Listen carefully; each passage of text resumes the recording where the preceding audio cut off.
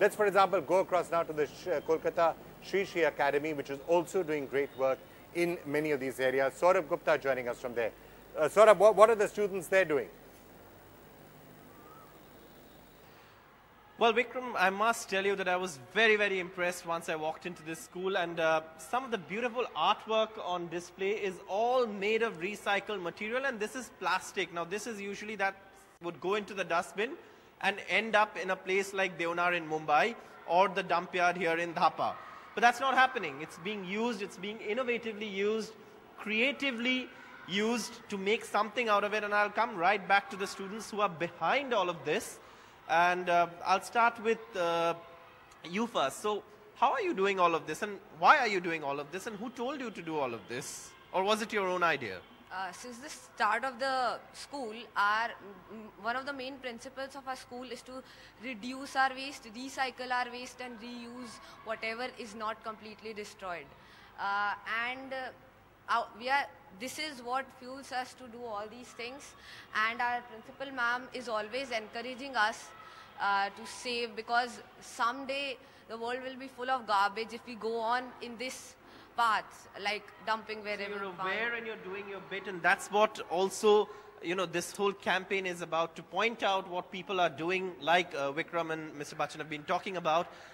Segregation of waste, and there again right in front of us is what this school does with the waste. And I have the students also here who are, you know, behind all of these initiatives, because if this just comes as a directive, it doesn't work. It has to have the students involved. It has to have the students take an active role in all of this. So segregation of waste, again, tell me, what are you doing with segregation of waste? How are you doing all of this?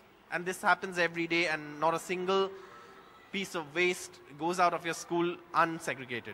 Yes, so we have divided waste into 5 segments. One would be plastic waste, one would be food waste, one would be e-waste, paper waste, and glass waste.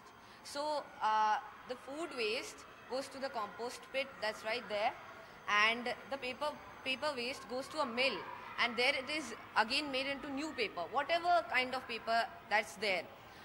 We cannot do much about plastic and glass waste, that is non-biodegradable.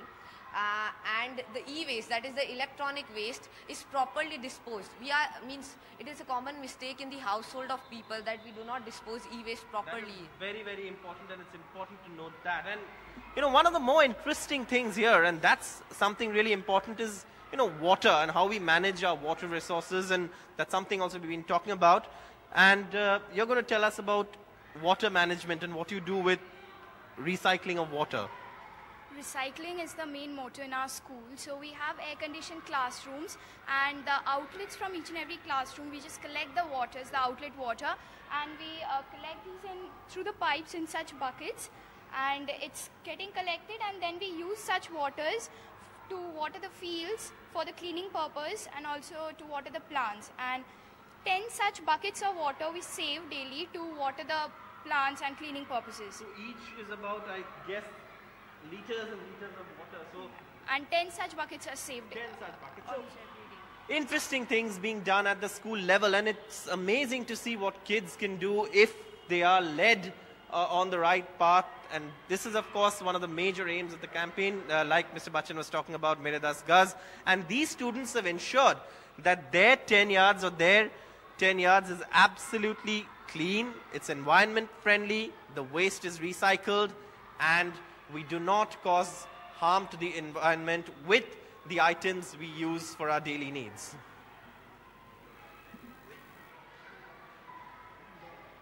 I just want to ask, you know, it's wonderful to hear these children, and as I've been saying, we've been hearing a lot of students from various parts of the country and schools talking about, so professionally about environment and waste management. Do they carry the same philosophy to their homes as well? Do you carry this philosophy to your homes? You heard the question. Yeah, we carry it to our homes, and I guess each and every student of the school who's a part of this school believes in this. It was taken up as an initiative in our school by each and every student, which is done in school as well as at home for each and every student here. We even have certain programs like vermicomposting, where we have a pit that side, as I can show you over there. Okay. And what we do is this waste, food waste, which is brought by students to school, we segregate the waste into dry waste, vegetable peels, and we remove any sort of non-vegetarian waste or oils and citric fruits. And then it is placed in those tanks where we compost and make manure out of it, which is used in the vegetable garden that we have in our school. So, well, I mean, you know, to be honest, we did none of this in our school, so I must presume that, yes, people are doing a lot more than they would earlier in the schools.